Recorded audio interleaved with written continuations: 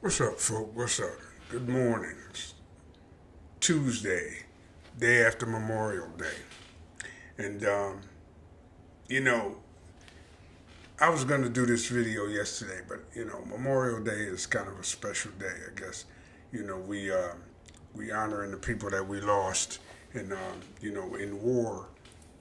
And, I don't think that what I want to talk about is really appropriate when we are honoring people who made the ultimate sacrifice. So I'll do it today. But before I go into it, I'm gonna ask everybody to, you know, hit the like button and subscribe and give me a little bit of support because I'm trying to go from the ground up with this, and I'd appreciate it very much if people would support me. So, the United States military budget just got approved by the Senate, according to what I saw this morning on a Jimmy Dore show, right? It wasn't Jimmy Dore. No, it was Kyle Kalinske, Secular Talk. Y'all should go check that out. The United States military budget. Y'all hear me talk about, war and the military a lot, but, I'm kind of the only ADOS person I hear that speaks on this as much as I do. I mean, there's, other people talking about it, but anyway, that military budget is so bloated, it's almost 60 billion dollars. And what makes it so bad is that the Senate and the House, they keep giving the motherfucking president and the Pentagon more money than they actually asked for. We already spend more money on our military than the next, 10, 15 countries put together. And now they want to continue that.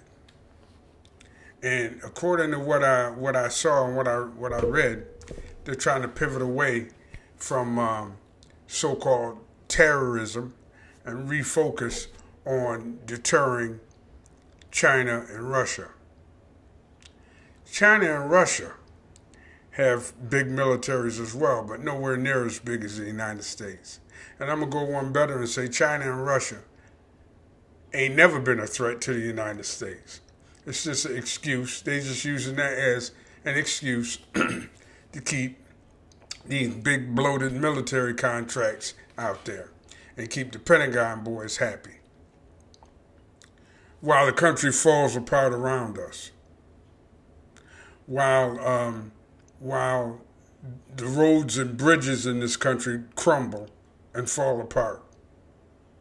If you don't believe that, just take a drive down the road in the springtime in the Northeast and see how many motherfucking potholes you hit. And look at the crumbling overpasses with the bad concrete and the rusted steel. Just any given city.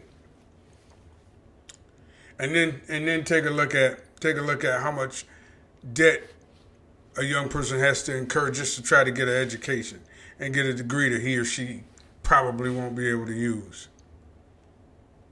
And then take a look at how many people die because they don't have medical insurance, or they can't afford the medicine, or the copay is too fucking high, or the premiums are too high, or the deductible is too high on their insurance, on the little insurance that they do have. But we want to build more bombs and guns and planes and ships.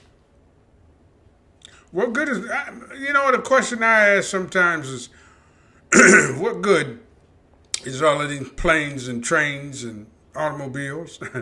No. What good is all of these bombs and bullets if people aren't educated enough to use them? Oh, artificial intelligence. That's what they're going to use. Well, somebody has to create that artificial intelligence. So if you can't educate your people, who's going to write these computer programs? But anyway, I'm getting off topic here. The point is, All of this money for the military and nothing for health, human services, infrastructure. And forget about tangibles for us and reparations for us. That shit, how you gonna pay for it? That's gonna be the answer. My answer to that is, how you paying for this military? How you paying for that? You see, the United States can pay for anything it wants to pay for. Anything it wants to pay for, it can pay for. And right now, all it wants to pay for is death and destruction. And you know what else is built into that military budget? An automatic increase of up to 5%. I think every year they increase that military budget by 5%. Now, oh yeah, and they want to modernize. They want to modernize our nuclear arsenal. Now, what does that mean? It means bigger, more destructive nuclear weapons. All of that's all good. But educating your people, taking care of your sick, eradicating homelessness, fixing roads and bridges, that we can't afford. You see how backwards this fucking place is? You see how backwards this goddamn country is sometimes? And none of the people running for president, save for one or two, three tops, want to do anything to change that. Now would be the perfect time to be talking about changing that. But the so-called front runners, they down with the program. They down with the program. Down with the more war, more militarism. Because it's like that dude said this morning, the United States, they ain't no world police. They just a bunch of bullies.